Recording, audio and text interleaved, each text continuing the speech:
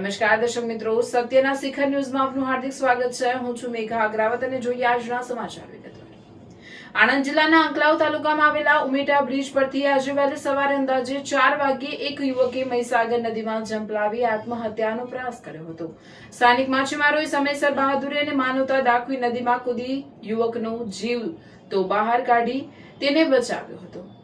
પરંતુ આ ઘટનાએ ફરી એક ગંભીર પ્રશ્ન ઉભો કર્યો છે. ઉમેટા બ્રિજ પરથી આત્મહત્યાના પ્રયાસોની ઘટનાઓ વારંવાર સામે આવી રહી છે, છતાં દરેક વખતે બચાવની જવાબદારી સ્થાનિક માછીમારો પર જ કેમ આવે છે?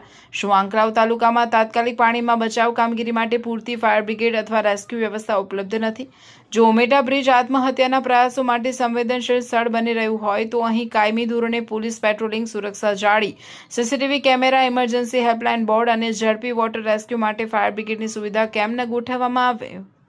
બ્યુરો ચીફ પ્રતિક પટેલ, આણંદ.